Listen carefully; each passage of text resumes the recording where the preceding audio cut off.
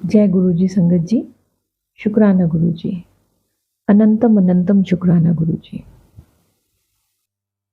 इस चैनल के माध्यम से मैं आप सब लोगों तक ऐसे सत्संग पहुंचाती हूँ जो कि आप लोगों तक बिल्कुल भी नहीं पहुंचे हैं। तो अगर मुझसे कोई गलती अगर हो जाए, कोई भूल चूक अगर हो जाए तो मुझे क्षमा देना, मुझे माफ़ी देना। गुरु जी आप भी मुझे माफ़ी देना अगर मुझसे कोई भूल चूक अगर हो जाती है। चलिए अब आज का सत्संग शुरू करते हैं, जो कि है गौतम सहगल अंकल जी का। जय गुरु जी। शुक्राना गुरु जी। गौतम सहगल अंकल जी का कहना है कि इनके पिताजी 83 वर्ष के हैं और वो डिमेंशिया से पीड़ित हैं और बेड पर ही हैं। लास्ट ईयर मुंबई में उनके घर पर वो बेड से गिर गए, जिससे उनको बहुत ज़्यादा चोट लगी सिर पर। उनके पिता का स्वास्थ्य तेजी से बिगड़ने लगा और उनके पिता को 2 बार हॉस्पिटल में एडमिट करवाना पड़ा। दूसरी बार उनको ऑक्सीजन पर रखा गया। हॉस्पिटल स्टाफ को कोई उम्मीद नहीं दिखी और इसलिए डॉक्टर ने उनको अंतिम सम्मान देने के लिए कह दिया। और इसलिए गौतम अंकल जी ने और उनकी माँ ने ऐसे ही किया। गौतम अंकल जी शिव जी के बहुत बड़े भक्त थे, तो उन्होंने शिव जी से प्रार्थना की। एक्चुअली इनकी प्रथा रही है कि अंकल जी हर पूर्णिमा की आधी रात को पवई के चिन्मय जगदीश्वर मंदिर में जाकर प्रदोष हवन करते हैं। ये पूजा हर चंद्र पखवाड़े के 13वें दिन की जाती है और ये समय शिव जी को सबसे अधिक खुश करता है। तो अगले दिन अंकल जी ने अपने पिता के बारे में जानने के लिए सुबह 5 बजे फ़ोन किया, तो डॉक्टर ने एक चमत्कारी बदलाव के बारे में बताया। डॉक्टर ने बताया कि गौतम अंकल जी के पिताजी न केवल जीवित थे, बल्कि वो सिलेंडर से ऑक्सीजन कम ही ले रहे थे। शिव जी ने उनकी प्रार्थना सुन ली थी। उनके पिताजी ठीक हो गए और हॉस्पिटल से वापस आ गए। इस घटना के लगभग 1 हफ्ते के बाद उन्होंने बताया कि एक दिन जब वो अपना व्हाट्सएप चेक कर रहे थे, तो उन्होंने एक नोन पर्सन की डीपी देखी। तो उसमें उनकी फ़ोटो की जगह एक गंजे आदमी की फ़ोटो लगी हुई थी।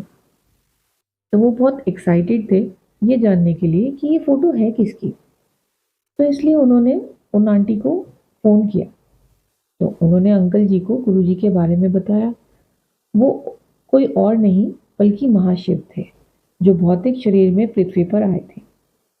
अंकल जी बहुत हैरान थे कि सोशल मीडिया की इस दुनिया में इनके बारे में हर किसी को जानकारी कैसे नहीं थी। तो आंटी जी ने बताया कि गुरुजी ऐसा नहीं चाहते थे। अंकल जी हैरान रह गए और पूछा कि क्या मैं उनसे मिल सकता हूँ। तो आंटी जी ने उन्हें बताया कि गुरुजी ने तो समाधि ले ली है। तो आंटी जी ने अंकल जी को मुंबई की एक संगत से मिलवाया और नेक्स्ट डे गौतम अंकल जी उन संगत जी के घर पर सत्संग में गए और फिर लगातार कई दिनों तक मुंबई मंदिर में गए।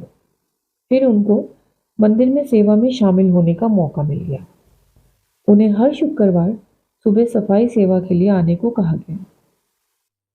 अब एक फ्राइडे को उनको किचन के वॉश बेसिन की पाइपलाइन से कूड़ा कचरा साफ करना था, जो ओवरफ्लो होने लग गया था। तो सेवा अधिकारी ने अंकल जी को वो पाइपलाइन साफ करने के लिए कहा। उनको कोई पंप भी नहीं मिला उसको साफ करने के लिए, तो इसलिए अंकल जी को वो पाइपलाइन हाथ से ही साफ करना पड़ा। वो जो कूड़ा उसमें जो फंसा हुआ था वो सारा का सारा उनको हाथ से ही निकालना पड़ा और वॉश बेसिन काम करने लगा। इस घटना के कुछ ही दिनों के अंदर उनके पिता का जो उनको डिमेंशिया की जो प्रॉब्लम थी वो ठीक हो गई और फिर से वो अपनी नॉर्मल लाइफ जीने लग गए। तो डॉक्टर की नज़रों में ये प्रॉब्लम ठीक हो ही नहीं सकती थी, तो ये गुरु जी का ही आशीर्वाद था। एक भक्त ने अंकल जी को एक किताब दी थी, लाइट ऑफ डिविनिटी, यानी दिव्यता का प्रकाश। अंकल जी रोज उसको पढ़ते। कई बार किताब एक पन्ने पर खुलती थी जिसमें बताया जाता था कि कैसे गुरुजी ने एक भक्त को जीवन दान दिया था।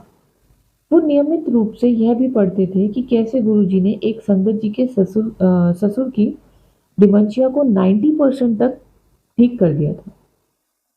इन गवाहियों ने, इन कृपाओं ने दोनों चमत्कारों को मान्य किया जो उन्होंने देखे थे। एक भगवान शिव द्वारा उनके पिता को नया जीवन देना, और दूसरा गुरुजी ने उनके पिता की डिमेंशिया की प्रॉब्लम पूरी तरह से ठीक कर दी थी। है तो दोनों एक ही, चाहे शिव जी कहो चाहे गुरुजी कहो। उनका कहना है गुरुजी का हिस्सा बनने की बाद से ही उनको दमा के दौरे से भी कोई परेशानी नहीं हुई, जो ऐसी प्रॉब्लम थी जो उनको बचपन से फेस करनी पड़ रही थी। तो ये सब गुरुजी का ही चमत्कार है। जय गुरुजी, शुक्राना गुरुजी। मुझे अपनी संगत का हिस्सा बनने की अनुमति देने के लिए गुरुजी का धन्यवाद, और हमें अपना आशीर्वाद प्रदान करने के लिए भी गुरुजी का धन्यवाद। जय गुरुजी, शुक्राना गुरुजी। कोई भूल चूक अगर हो जाए संगत जी तो मुझे माफ़ी देना, मुझे क्षमा करना। गुरुजी आप भी मुझे क्षमा करना, कोई अगर मुझसे गलती अगर हो जाती है तो। जय गुरुजी।